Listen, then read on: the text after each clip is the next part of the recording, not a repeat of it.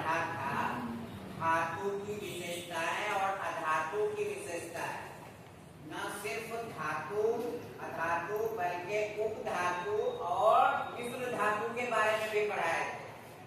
धातु को अंग्रेजी में मेटल है ना, अधातु को नॉन मेटल, उपधातु को मेटलाइट और मिश्र धातु को एलॉयड, ठीक है। और उसके पश्चात धातुओं के भौतिक गुण अलग अलग पढ़ाए थे, फिर अधातुओं के भौतिक गुण अलग पढ़ाए थे। तत्पश्चात उसके बाद अगले क्लास में धातुओं के रासायनिक गुण और अधातुओं के भी रासायनिक गुण पढ़ाए थे। तो धातुओं के भौतिक गुण के बारे में क्या क्या सब बताए थे कि धातुएं प्रायः ठोस होती है, धातुएं प्रायः कठोर होती है, धातुएं क्या होती है, ऊष्मा की और विद्युत की सुचालक होती हैं। और क्या बताए थे, धातुएं आघात वर्धीय, अंग्रेजी में वो क्या बोलते हैं, मेटाबॉलिटी, है ना, आघात वर्धीय होती है। का क्या मतलब हुआ कि उसको पीट करके चादर चदरा जिसको बोलते थे संगाल में फैलाया जा सकता है। उसी तरह से धातुएं तन्य होती है, यानी उसके तार को है ना पतला करके बहुत दूर तक खींचा जा सकता है। और भी कुछ बताए थे धातुओं का, खड़ा होकर बैठ के कोई कितने दिन बता चुके हैं। विशेष प्रकार की चमक होती है, उसको बजाने पे विशेष प्रकार की ध्वनि उत्पन्न होती है। सर्वनाम एवं गोपनाम कुछ होता है, ठीक है। 10 पॉइंट याद रखना, धातुओं के भौतिक गुण। उसी तरह से अधातुओं के भौतिक गुण जस्ट इसी का उल्टा कर देते हैं। अधातुएं प्रायः तरल या गैस की अवस्था में होती है, अधातुएं प्रायः कठोर नहीं होती है। अधातुओं का अधातुएं ऊष्मा और विद्युत का कुचालक होती है, ठीक है। और आघात वर्धीय या तन्यता का गुण नहीं पाया जाता है। और क्या बोले, द्रव्यमान या क्वथनांक निम्न रहते हैं। ये सारे धातुओं के और अधातुओं के भौतिक गुण थे। लेकिन रासायनिक गुण जो पढ़े थे, धातुओं के रासायनिक गुण, धातुओं के रासायनिक गुण, अंग्रेजी में इसको क्या बोलेंगे भाई, the properties, the chemical properties, क्या बोलेंगे, chemical properties of metal. Chemical in first class when you entered in school, I have checked briefly कि फिजिकल और केमिकल किस बात है। फिजिकल के बारे में बताया थे, भौतिक गुण के बारे में, किसी वस्तु के बाहरी गुण को भौतिक गुण कहते हैं। जैसे किसी को खड़ा किया, उसका रंग देखा, गोरा है, काला है, सांवला है, देख के पता चल गया। लंबाई कितनी है ना, लंबी है कि मंझली है कि नाटी है, नहीं, इसको साइज बोलते हैं। शेप, साइज, कलर, वेट, ये सबका ज्ञान देख के ही पता चल जाता है, इसको भौतिक गुण कहते हैं। लेकिन कुछ वस्तुओं का गुण पता नहीं चलता है कि इसको मान ले एक थप्पड़ मारेंगे तो ये गुस्सा करेगी या फिर ये हंस के डाल देगी, तो सब नहीं करेगी। बहुत लोग बदबदावेगी भी और माँ के पास जाके शिकायत भी करेगी, हमको बिना जरूरत मारे। तो अलग अलग प्रवृत्ति का होता है। तो किसी वस्तु के संपर्क में आने के पश्चात जिस गुण का पता चले उसको रासायनिक गुण, केमिकल प्रॉपर्टीज कहते हैं। उदाहरण पहले भी दिए थे, तुम्हारे ऊपर हम पानी का छिड़काव किए, तो इसको छिड़कने के बाद इसको क्या हुआ, इसको ठंडी लग सकती है और किसी को ठंडी नहीं लग सकती। वही पानी है, किसी को ठंडी छिकनी लग जाएगी, किसी को नहीं लगता है। तो अलग अलग वस्तुओं का अलग अलग वस्तु के संपर्क में आने के पश्चात उनमें अलग अलग हो सकता है, कभी समान भी कभी असमान। तो इसी तरह से धातुओं में भी होता है। कोई भी धातु, जैसे सोडियम नाम का एक धातु है, इसको हवा में, ये हवा है खुली हवा में, सोडियम धातु है और ये ऑक्सीजन है। क्या है? ऑक्सीजन है। ये दोनों मिलकर के बोलते हैं कि धात्विक ऑक्साइड बनाते हैं। क्या बनाते हैं? धात्विक ऑक्साइड। अंग्रेजी में क्या बोलेंगे? अरे अपना दिमाग लगा नहीं यार। मेटेलोइक ऑक्साइड है। हाँ, ये मेटल हुआ और ये ऑक्सीजन हुआ, तो मेटेलोइक हो गया ऑक्साइड। जैसे ये सोडियम और ऑक्सीजन मिलकर के ये सोडियम ऑक्साइड बनता है। इसी तरह से मैग्नीशियम एक धातु है, वही ऑक्सीजन के साथ मिलकर के ये MgO बनाता है। ये भी मेटेलोइक ऑक्साइड नहीं है। तो कोई भी धातु है, एल्युमिनियम है, सिल्वर है, अर्जेंटम है, फेरम है, कॉपर है, जिंक है, ये सब नाम सुने हो ना? हाँ, कोई भी धातु है वो मिला के लिख देना है कि धात्विक ऑक्साइड बना।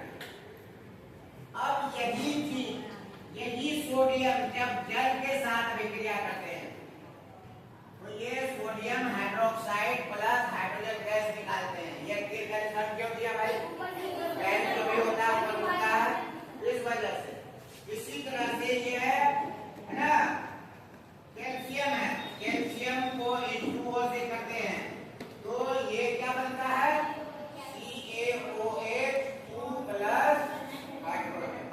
ये सब लोग क्या बोलेंगे? हाइड्रोक्साइड है, ये हाइड्रोक्साइड। तो अब क्या बोलेंगे?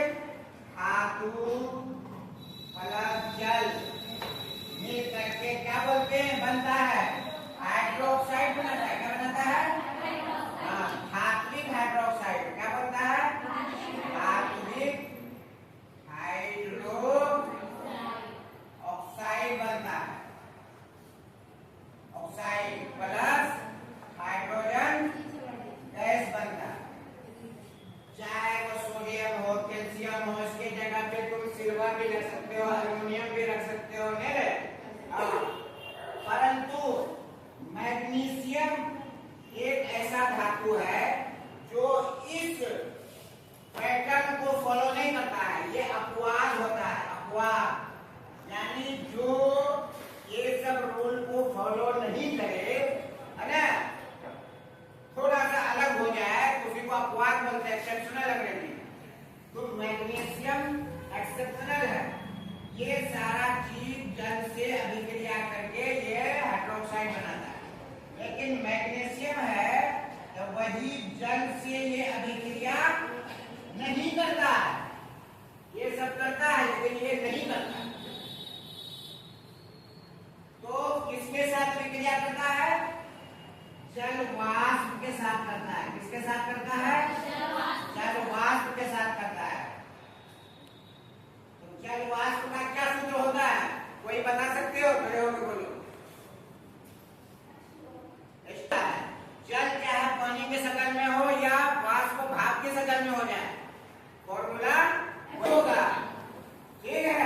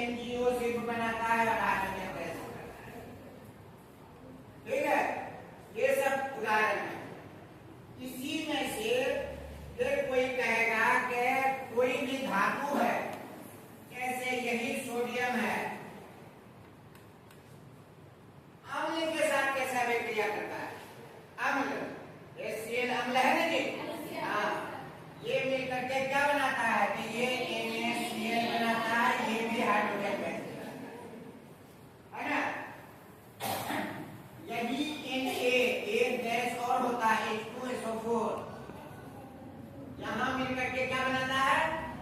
Na2SO4 plus Na2SO4 plus H2 यहाँ भी बनाता है। तो अब यहाँ क्या देख रहे हैं कि धातु निष्कर्ष क्या निकला?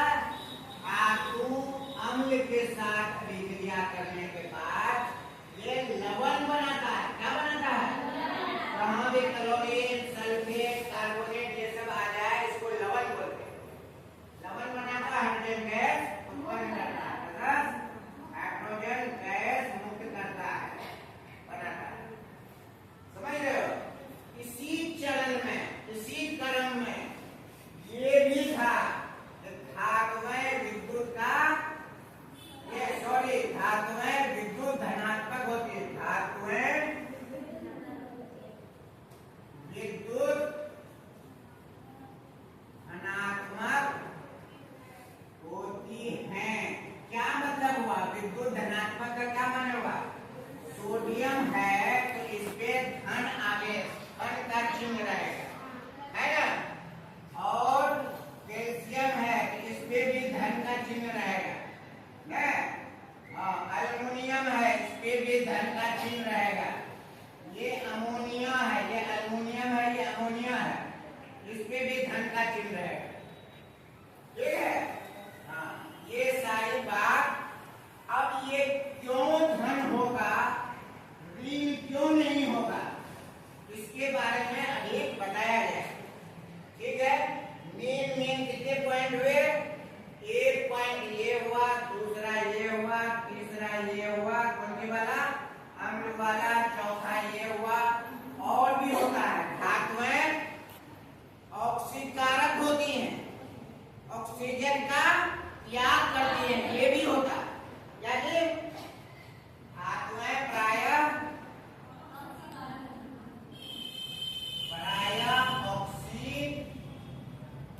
ऑक्सीकारक होती हैं, अर्थात इलेक्ट्रॉन का त्याग करती हैं, ठीक है? ये पॉइंट और भी पॉइंट हो सकता है। और धातु जस्ट इसी सब का उल्टा होगा। धातु क्या होगा? जस्ट इसी का उल्टा होगा। पहला क्या हो जाएगा? ऑक्सीजन के साथ अभिक्रिया करके धातु में क्या है? जैसे कार्बन है, ऑक्सीजन करके कार्बन डाइऑक्साइड, सल्फर है ना? ऑक्सीजन के साथ करके सल्फर डाइऑक्साइड, ये धातु है और प्लस ऑक्सीजन है, मिल करके आधात्मिक ऑक्साइड बोलेंगे। क्या बोलेंगे? आधात्मिक ऑक्साइड बनाते हैं। तो क्या दूसरा यहाँ क्या है ना? जल के साथ अभिक्रिया करके, है ना? हाँ, तो ये सारा चीज जल के साथ करके क्या बनाते हैं? वो किताब में क्या कोई बता सकते हो? हाँ, जल के साथ नहीं करती हैं। अब ये जल से पराया अभिक्रिया नहीं करती। और बोलो, तीसरा क्या है? अम्ल से